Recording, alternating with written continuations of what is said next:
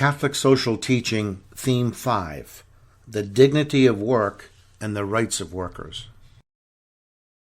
Woe to him who builds his house on wrong, his terraces on injustice, who works his neighbor without pay and gives him no wages. Whether capitalist, socialist, or otherwise, the economic system of a society is extremely important because it has an impact on everyone. Catholic teaching is that the economy must serve people, not the other way around. For a Christian, work is more than a way to make a living. It's a form of continuing participation in God's creation, and so it has great dignity.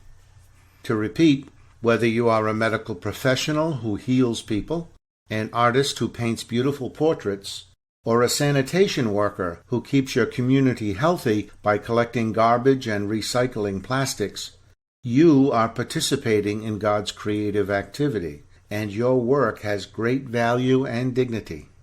But if the dignity of work is to be protected, then the basic rights of workers must be respected. The right to productive work, the right to decent and fair wages, the right of workers to organize and join or form unions, the right to private property, and the right to economic initiative. Employees are not things to be used and discarded.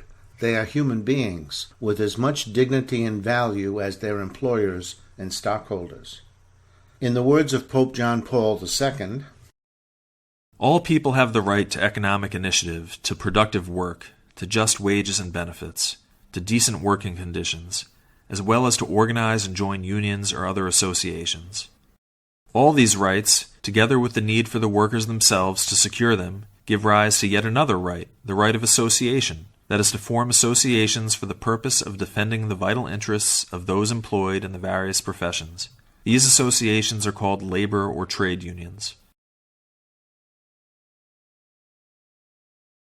The sixth theme of Catholic social teaching, solidarity. Blessed are the peacemakers, for they will be called children of God. Catholics believe there is one God who is the Father of us all. Yes, we have many differences, national, racial, ethnic, economic, religious, and ideological, but we are nonetheless a single human family. We who belong to the Catholic Church, the word Catholic means universal or global, we are taught by Jesus that we are our brothers and sisters' keepers, whether they be next door or halfway around the world. In a shrinking world like ours, a world of social media, loving our neighbor has global dimensions.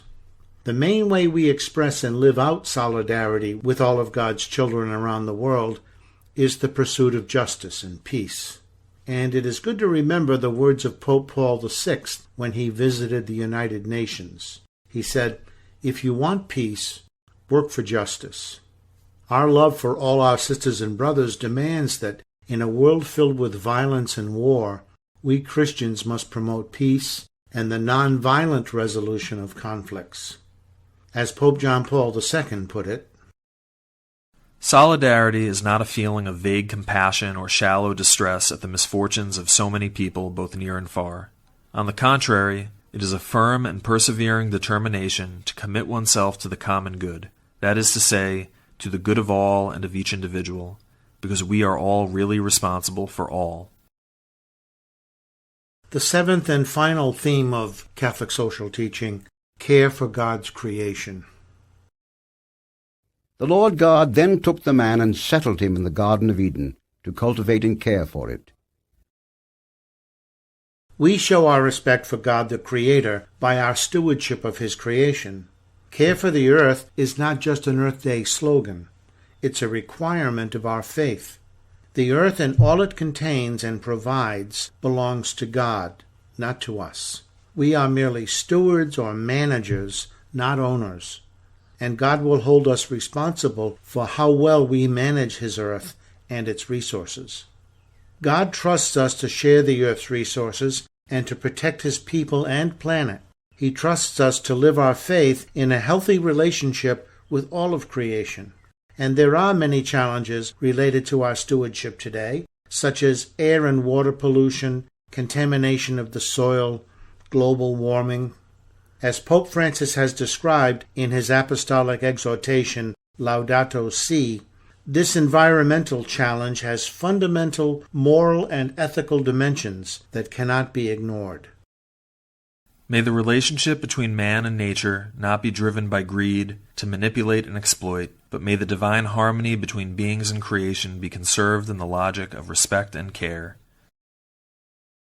So, there they are, the 7 major themes of Catholic social teaching. Be aware that this brief summary is merely a starting point for understanding and living according to Catholic social teaching.